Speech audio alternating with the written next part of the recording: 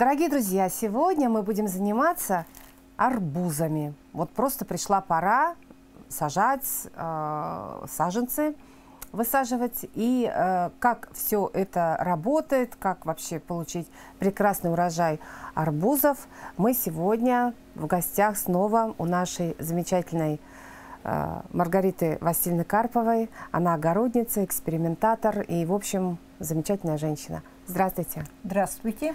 Рада вас видеть. Ну вот, у меня загорелась идея поделиться тем моментом, как получается успех до 8-6 килограммов получить такой большой, огромный арбуз. К самому истоку придем, мы его начнем проращивать, чтобы его ускорить процесс, его прорастания. Мы его сейчас будем готовить к этому, потом мы ему положим на проращивание. И по меру того, как он у меня будет прорастать, я его уже просто посею. Но это как бы момент, когда его в землю ложить, это не так сложно. Каждый может положить. А вот как подготовить эти семена? Во-первых, мы замечаем, что у арбуз семечко такое плотное. Сейчас я его высыплю. Вон оно какое, твердое. Да. Если его сейчас положить и замачивать, вот просто посеять, оно там будет лежать неизвестно сколько времени. Ну, предлагают его, значит, поточить напильником, там, чтобы скарификация, это называется, процесс разрушения внешней оболочки.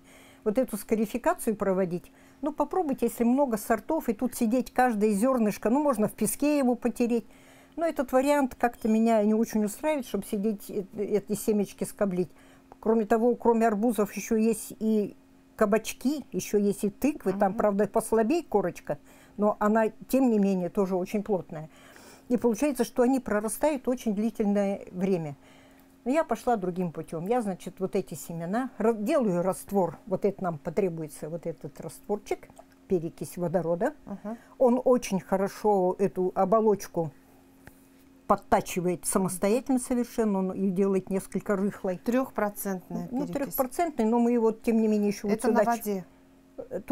Тут раствор, и я делаю вот готовый у меня водный раствор, сюда где-то около чайной, а то и столовой ложки, вот на эти можно покрепче сделать, на арбузы. Корочка твердая, поэтому я туда ложу аж столовую ложку, наливаю, и вот этим раствором будем сейчас мы их замачивать. Берем, значит, семечки. Вот готовлю я каким путем, чтобы вот их не путать, я беру каждый стаканчик, подписываю 1, 2, 3, 4, 5, 6, 7, вот они у меня тут уже подписанные. Все подписаны. На стаканчике. Такая же запись у меня идет в журнале. Тут же веду по номерам, пишу сорт, название. Чтобы мне потом стаканчики просто беру, и все, они везде идут под этим номером у меня. Я знаю, что номер это эти арбузы. Ну, так, наверное, многие огородники делают. Целое дело же написать вот астраханский или сахарная голова. Ну, просто вот у Маргариты Васильевны, кто постоянно смотрит наши программы, именно вот связанные с огородом, у Маргариты Васильевны именно под арбузы отдана, скажем, да, целая теплица. И там только удается вот выращивать, и действительно арбузы очень крупные. Но мы уже как-то этого темы в прошлом году касались, смотрели, как они у меня там растут. И этот момент получался, да, крупные. Крупные были. Но вот самый рекордный арбуз у меня был где-то 6 килограмм, здоровый такой. А какой вот из этих разные сорта у вас тут написано? 5 сортов, да? 5 сортов. Но я очень люблю астраханские, они довольно крупненькие растут. Нынче вот решила попробовать сахарная голова, взяла. Посмотрю, что он будет из себя представлять. 4 килограмма. На картинке-то он прям вот такой, красивенький такой. И довольно крупненький. Мелкие арбузы хорошо, конечно, но самолюбие свое потешить-то надо покрупнее вырастить. Шуга-беби сажу, они помелче. Они помелче, ну, как бы порционно можно, мы со стариком вдвоем, мы можем один разрезать и поесть спокойно, потому что он не остается. И то они вот вырастают до 2 килограмм, арбузик, ну, они 2-1,5, это вот вполне нормально, как эту порцию на раз покушать. То есть вот сейчас апрель месяц, 22 апреля, и мы будем сажать семена. То есть вот от этого мы отталкиваемся. И когда же мы получим вот эти вот 2 килограмма, 6 килограммов? Так тут каждый плод. На каждом пакетике тут у нас расписано срок, когда у нас могут поспеть первые арбузы. Вот этот арбуз тут у нас написано, вот этот холодок до 5 килограмм он растет. Тут даже не пишут его, сколько ему требуется времени на то, чтобы он пишется просто высокоурожайный сахарный открытого грунта, пленочный. Вот непонятно. Это я первый раз их сажу. Посею сейчас. Есть вот скорик. Это вообще скороспелый, всего 87 дней. Вот он взойдет, начинает расти, где-то проходит 90 дней, у нас уже должен быть арбуз. Ну, где-то в августе, да, в в начале августа. Вот к августу. Астраханский чуть подольше, но тоже будет где-то в августе уже арбузы будут. Кидаем, значит, в стаканчик. Но это мы что-то неправильно как-то говорим, мне кажется. Это имеется в виду от того, когда срасток, или от того, как от ростка, когда взойдет. А, ну вот, тогда, значит, пораньше. Да, ну вот мы урожай-то. сейчас садим, мы его посеем, он взойдет где-то, но я хочу процесс этот ускоряю для того, чтобы ему как-то быстрее взойти. И с этого момента он начал уже как бы готовиться к плодоношению, уже набирать массу, способную удержать плоды, цветы и плоды кормить. А если он будет у нас в земле лежать 2 недели, то это когда еще? Пройдет еще полмесяца, пока они все взойдут, пока они начнут расти. Ну, давайте покажем. Мы не будем. Вот мы берем эти семечки, я по несколько штук кидаю. Вот сейчас закидываем 6 штучек. Сразу в журнальчик пишем. Холодок. Отмечаем, что это холодок. Держу я их, арбузы можно держать очень долго в этом растворе. Потому что я ну, сколько сильно время не засекаю, может, они у меня могут и ночью пролежать в этом растворе. Ну, вот часа 4 у меня вот уже порция стоит, я думаю, что этого уже достаточно. То есть вот на такой стаканчик, это примерно 150 миллилитров, да, добавляем столовую ложку перекиси водорода. Да. И для того, чтобы наши семена как можно быстрее... Чтобы разрыхлить оболочку. Очень твердый. Ну, все мы знаем, все ели арбуз. Семечки у них твердые, как камушки. Как косточки, да? Нет, семечки. Семечки. Семечки, они твердые. Косточка у косточки, у сливы косточка. Да. Так, а вот то, что у нас уже вот полежало, мы их промываем. Ой, уже промыты. Вот есть еще. Мы это промываем. Сливаем. Ой, ну у вас тут прям как... И я вот тут поставила сразу водичку прополоскать их от этой... Прям так, конвейер. Это конвейер. И первый, где у меня арбузы, мы их укладываем вот на эти вот диски. На диски они все тоже идут по номерам. Вот. Укладываем. Ой, ну у вас тут прям целая фабрика. Целая фабрика. Не говорите, я к этому шла, вот из-под каких-то печеньев коробочка, она меня уже не 1 год выручает и очень удобно. Ну, какая вы молодец. Так, и все, и накрываете, да, спонжиком сверху? Спонжиком накрываем. Сейчас я еще вот этот сюда положу, и мы их все польем. Второй тоже тут Вторая есть. тоже. То есть вот эти вот семена, они пролежали у вас здесь... 4 часа пролежали. 4 часа. Ну, даже можно на ночь оставить. Даже можно на ночь, да. Я иногда вечером замачиваю. Вчера было некогда. Ну, они так набухли, да? Нет, они не успевают набухнуть. Но, в принципе, так они же твердые. Но все они равно, твердые, но оболочка у них уже как бы повреждена. Все равно она вот разрыхляет. Размягчена, в общем, да, она вот мы ее не чувствуем, что она размягчилась. И теперь я буду их чем проращивать. У нас же, мы же как-то упоминали, что у нас сейчас в методике появилось новое средство, которое ускоряет процесс этого прорастания. Аютче. Имбиота такая, вот я уже набрала тут ровно 0,5 миллиметра на литр. Вот мы его туда сделали. И теперь мы все вот эти вот свои эти арбузики. Да, будущие наши всходы вы сейчас будете... Мы их теперь... Первое смачивание идет очень обильное, чтобы они набухали. Она успеет, вода подсохнуть. Прямо они плавают. Ну, чтобы плавали. Удобный контейнер у вас. И чтобы плавает, и прямо, чтобы как бы по поверхности плавает, и все-таки воздух им достается. Они здесь промачиваются хорошо. Тут у меня еще мокнут. Это я потом досажу, доложу. Время подойдет, когда пусть они пролежат. Потом мы их так не можем оставить, потому что это очень быстро будет высыхать. Тут у меня под них подготовлена уже пленочка. И вот такая как бы мини-теплица. Я их заворачиваю в пленку. Можно мешок, если подходящий мешок будет. Но здесь мешок не обязателен, потому что закрываем спонжиком, уже он закрытый, влажный, чтобы не и ставим в теплое место. Я нашла очень теплое место просто на этих лампах освещения, которые мне огород освещает, мои растения. Вот там у меня она двойная, и там очень удобно проращивать, там очень тепло. Ставлю и каждый день начинаю туда заглядывать. Потому что, не дай бог, эти корешки сильно вырастут и войдут в эту вату, чтобы в диск не зашли. При этом, когда арбуз начинает проклевывается, я корешку позволяю вытянуться где-то сантиметра хотя бы на 1,5-2. И потом самый кончик, помните, мы говорили про пикировку? Мы то же самое делаем с арбузом. Кончик обрезаем. Отчекрыживаем так это немножко и в землю его. И получается потом корневая система у нас расползается корневая система, и арбуз сможет получить больше питания. Больше питания, да. Ну, кто-то занимается прививкой, на ламинарию прививает. Я еще этот момент не пробовала, но вот нынче хотелось бы попробовать тоже на ламинарию и на грунте посадить. Потому что арбуз сам немножко теплолюбивый. Но не настолько теплолюбивый, как говорят, что ему слишком тепло надо. Он даже при нулевой и -1 он не замерзает. Я сколько в теплицах сидели, у меня никогда они не примерзают. Я их не боюсь высаживать.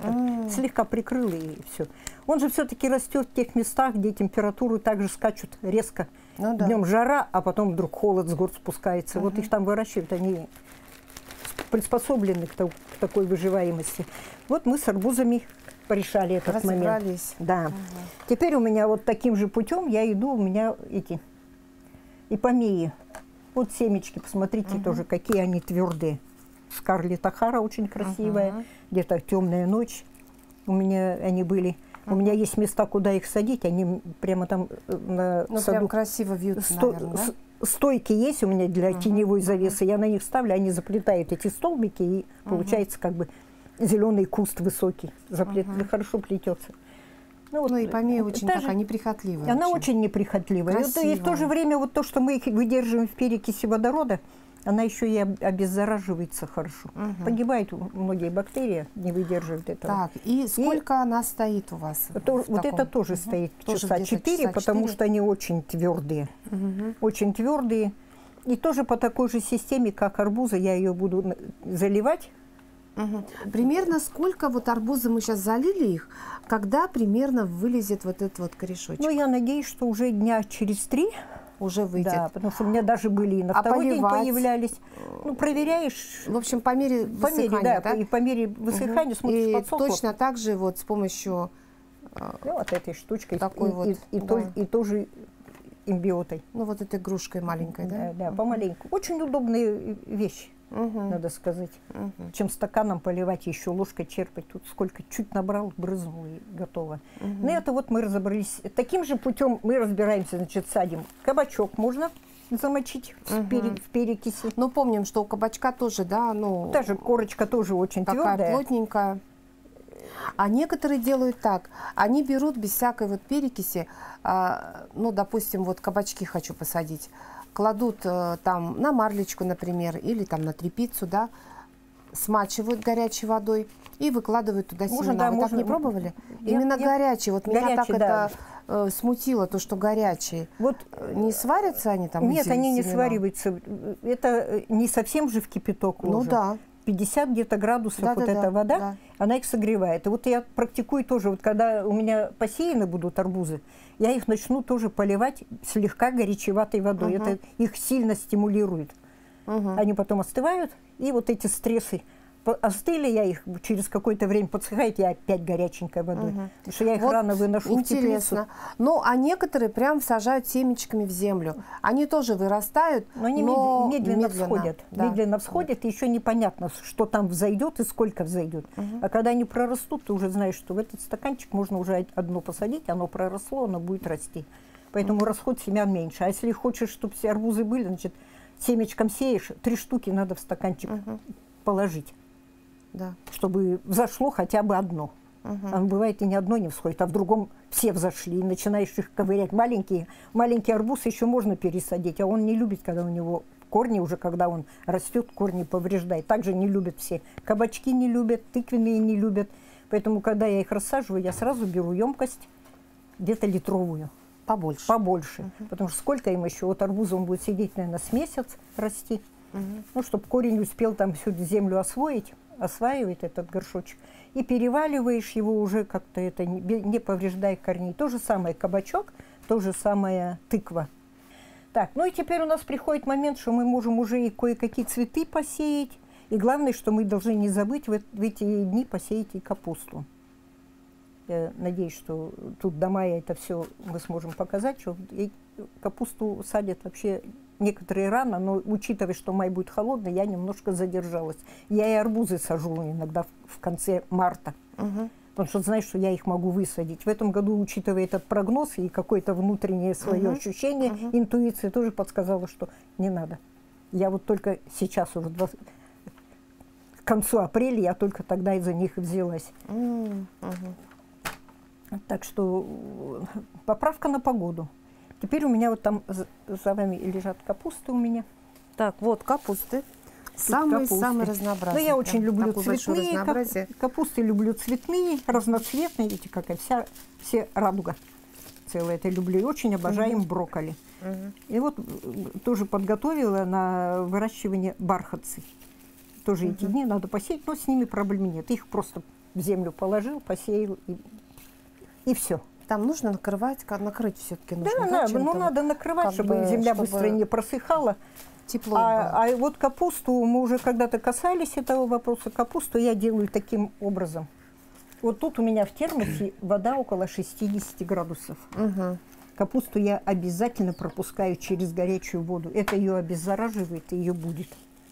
А если бывают просроченные, да, семена, вы все равно их используете? Просроченные, вот если через стимуляторы взять их, замочить уже не так, вот я просто их тут сейчас намочу, я их ничем не буду мочить, это свежие семена. Сразу вот после горячей воды чуть-чуть обсушу и не обсушу, сразу можно посеять их. А если через стимуляторы, то можно и... Да, можно и просроченные. Бывает так, что мы вот, знаете, глаза разбегаются, и мы закупаем, набираем, у нас семян столько. Хранится да, всё. У каждой огородницы там целый мешок этих семян. Так вот, чтобы они не пропадали, можно, оказывается, просто использовать стимулятор. Вот тоже этот вот стимулятор, аючи, да? Этот стимулятор мне помог прорастить семена, которым 15 лет. Вот это да. Помидоры у меня интересный сорт. Просто я еще когда-то от мамы с Киргизии привезла, а она, по-моему, эти семена откуда-то из-за границы брали. Там Узбекистан, это все, они там все семенами где-то обмениваются. И очень интересный сорт. И они у меня залежались что-то год, другой, третий. И я как-то не находила возможности посеять. Много же сортов. Эти сей, потом вот нынче вспомнила. Говорю, и руки дошли наконец. У меня же они лежат, они же наконец потеряют свои свойства, они перестанут прорастать. Нет, 15 лет, ну это слишком, наверное, нет? И они выросли? Они взошли ковриком. И вот после даже этого. Урожайки давали, да, вот так же, вот таким же раствором я их замачивала. И они, на удивление, на третий день начали всходить. Капуста. И вот она у нас тут лежит, вода постепенно остывает. Они там семена такие мелкие. Они меленькие семена. Вот так, вот правильно как. Я же пыталась у себя на Вилюйском тракте высаживать капусту, брокколи. И у меня, знаете, у меня 2 кустика только выросло. Почему? Я не знаю, вот в чем проблема. Но я не заморачивалась вот через там горячую воду, там что-то там. Она очень сильно подвержена черной ножке. И вот эта вот ситуация с горячей водой ее немножко побеждает. Немножко и потом улучшает. вот я вот сею, вот это у меня в лоточках земля. Вот, можно лоточек? Лоточек, конечно. Да, хватит нам одного. И вот мы туда всю посадим. Она у меня прогрета была в микроволновке. Она была прогрета в микроволновке. Кроме того, я вот сейчас ее тоже обдала кипятком. Но она уже давно была обработана. Я ее обдала кипятком. То есть она вся обеззаражена. Полностью земля обеззаражена. Так, то есть смотрите, оказывается, вот эти все виды капуст, они довольно нежные создания, да? Создание очень нежное. Нужно как-то заморочиться. Да. Знаете, почему они нежные? У них очень сочный стебелек. Он насыщен влагой. Она же какая сочная капуста. Да. Из-за этого она и подвержена всем. Все, что где-то рядом пролетает, какой-нибудь вирус, все хватает. он хватается, цепляется, и все начинает там подгнивать. И все развитие. И развитие. Да, Получается. патогенных всяких. Среда-то очень благотворная. И при этом у меня вот эта капуста сейчас постоит. Сколько? Дня 2, 3, 4. Может быть, я, если забуду, то мне обязательно только надо стоять до момента всходов.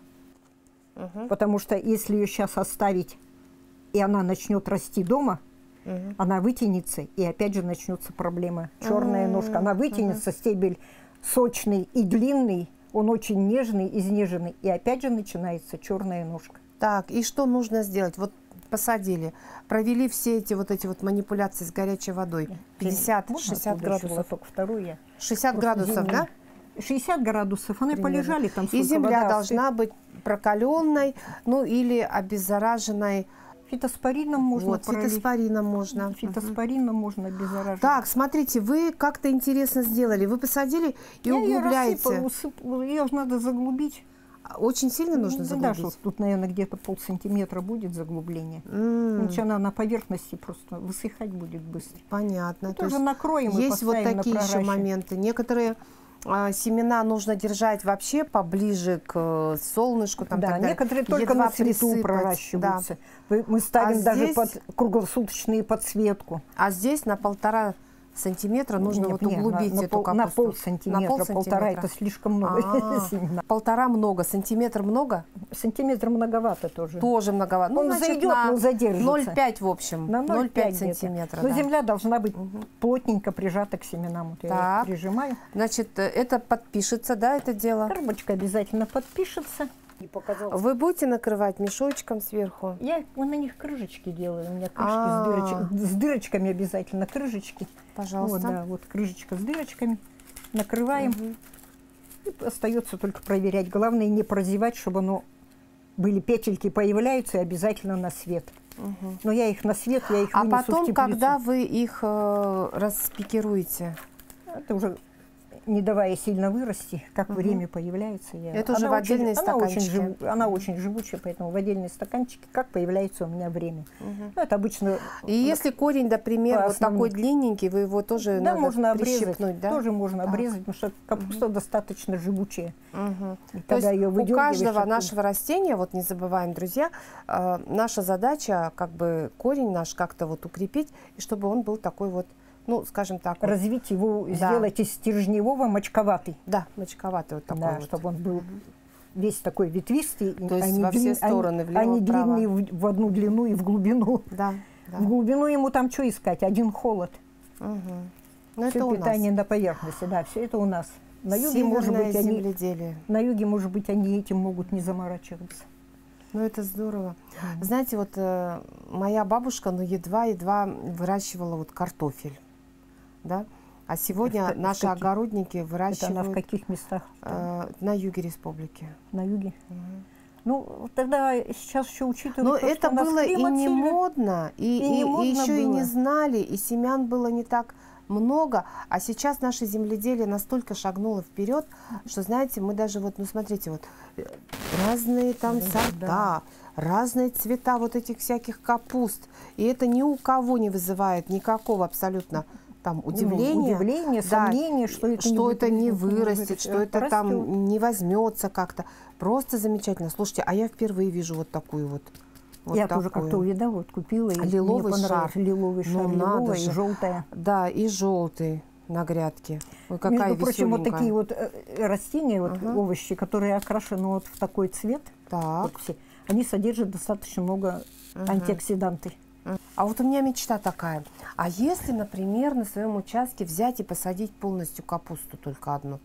Ну, как проэкспериментировать, как вы? Да, вы не делали так вот, чтобы что-то культуру какую-то выращивать? Ну, у меня такая монокультура получалась на Вилюйском тракте какой-то год, на 16-й километр. У нас там ни воды, ничего не было. Но там в те времена еще... Так, дорогая, ты закрыла микрофон, но ты почему такая вот хулиганка? Там все холодно, ночью плохо все овощи растут в ночное время, растения в основном пользуются. И я тут что-то меня так замкнуло, и я насеяла капусту, я, наверное, где-то с полсотни. И я причем высаживала там ее в мае. Я ловила день капустницы, марша капустницы, по-моему, есть 18 мая, я уже ее высаживала.